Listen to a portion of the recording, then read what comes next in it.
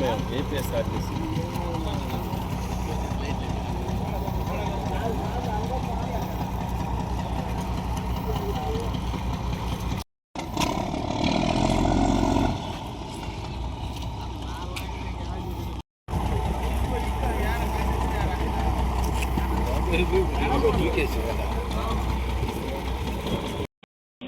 Thank you sir. Thank you. Nellore జిల్లా collector ఆధ్వర్యంలో ఉదయము ఎస్పీ గారికి, జాయింట్ కలెక్టరు, మరి ఫారెస్ట్ డిపార్ట్మెంటు, మెరైన్ పోలీసు అందరూ కలిపి కలెక్టర్ ఆఫీస్లో ఒక సమావేశం ఏర్పాటు చేయడం జరిగింది. ఈ సమావేశంలో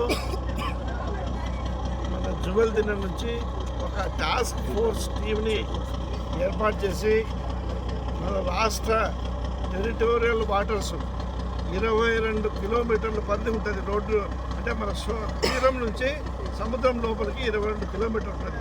ఈ 22 కిలోమీటర్ల పరిధిలో మొత్తం కూడా మన రాష్ట్ర ప్రభుత్వానికి సర్వ హక్కులు ఉంటాయి. ఈ టెరిటోరియల్ వాటర్స్లో వేరే రాష్ట్రం యొక్క పడవలు రాకూడదు. ఒకవేళ వస్తే పర్మిషన్ తీసుకొని రావాలి. ఏదైనా విపత్తు కాని సమయం కానీ, ఏదైనా ఇబ్బంది, మెకానికల్ ఫెయిల్యూర్ అట్లాంటివి ఉన్నప్పుడు పర్మిషన్ తీసుకొని రావచ్చు, దానికి ఏం అభ్యంతరం లేదు. కానీ చేపల వేట కొనసాగించరాదు. 22 కిలోమీటర్లు దాటిన తర్వాత చేసుకోవచ్చు. భారత భూభాగంలో అన్ని రాష్ట్రాల వాళ్ళు చేపల వేట చేసుకోవచ్చు.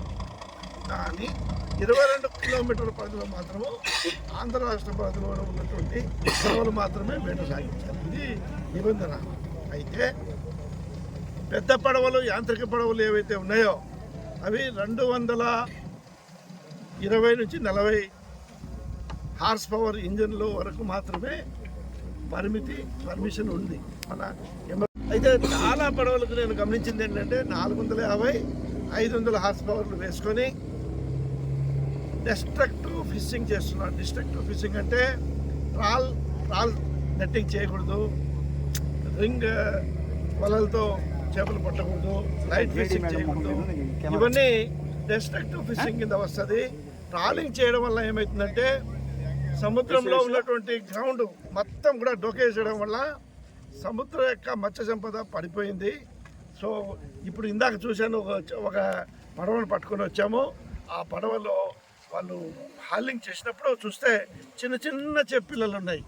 అవి కనీసం అంటే ఒక సంవత్సరం పైబడి పెద్ద కావడానికి పడుతుంది. అటువంటి చిన్న చిన్న చేపపిల్లల్ని పట్టేస్తున్నారు. దానివల్ల సముద్రంలో మత్స్య సంపద తరిగిపోయి చిన్న చిన్న సాంప్రదాయ మత్స్యకార సోదరులకి, ముఖ్యంగా ఈ ఓబిఎం, ఐబిఎం చిన్న చిన్న పడవల మీద వేటకెళ్ళేటట్టు వాళ్ళకి సముద్రానికి దగ్గర తీరంలో చేపలు పట్టుకోవడానికి వసతి లేకుండా, వాటికి ఎటువంటి అవకాశం లేకుండా వాళ్ళ లైవ్లీహుడ్స్ అన్నీ చాలా దుర్భరంగా మారింది. కాబట్టి మన ప్రభుత్వం నుంచి మరి ఈ టాస్క్ ఫోర్స్ టీమ్ అనేటువంటిది కన్స్టిట్యూట్ చేయడం జరిగింది.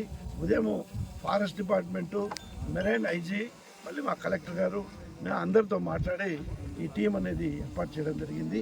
రేపటి నుంచి, ఈరోజు మేము ట్రయల్గా రన్ చేసి చూసాము, రేపటి నుంచి ఈ టీము కంటిన్యూస్గా forest department, fisheries department, marine police వీళ్ళు ముగ్గురు ఆధ్వర్యంలో డ్రోన్ కూడా తీసుకొని కావాల్సిన మైక్ సిస్టము, దానికి ఏమేమి వసతులు అవసరం ఉన్నాయో అన్నీ తీసుకొని మరి రేపటి నుంచి కంటిన్యూస్గా సముద్ర తీరం మీద మన రాష్ట్ర తీరం మీద గస్తీ అనేటువంటిది ఏర్పాటు చేయడం జరిగింది.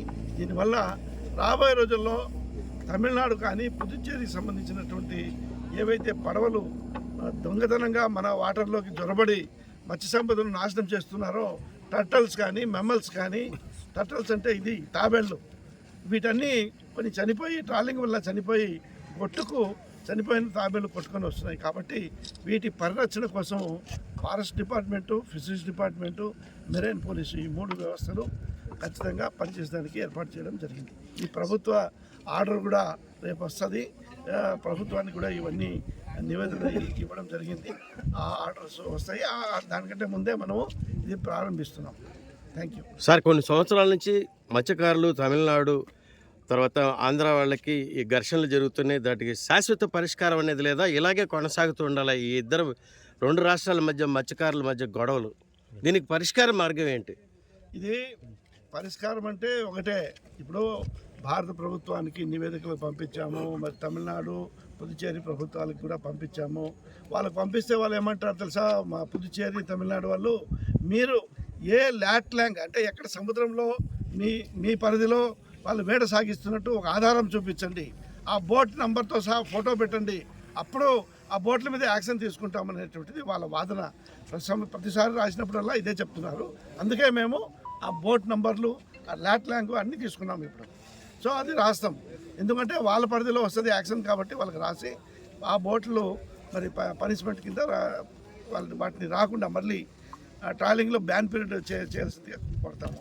రెండోది, భవిష్యత్తులో కూడా ఒక పర్మనెంట్ సొల్యూషన్ కావాలంటే ఖచ్చితంగా గస్తీ తీరం వెంబడి గస్తీ చేసేటువంటి టీం, ఏది ఫారెస్టు, మెరైన్ పోలీసు, ఫిషరీస్, వీళ్ళు ఖచ్చితంగా ఏర్పాటు ఉండాలి. అది ఉన్నప్పుడే శాశ్వత పరిష్కారం అనేది దొరుకుతుంది. ఈ బోట్లు మిస్సింగ్ పోయి ఏమన్నా విచారణ జరుగుతున్నారు? అది బోట్లు మిస్సింగ్ అంటే ఎత్తుకొని పోయినారు, ఎవరు ఎత్తుకుపోయినారు అనేది పోలీసు వాళ్ళు ఎన్క్వైరీ చేసి తీసుకుంటారు. Thank you sir.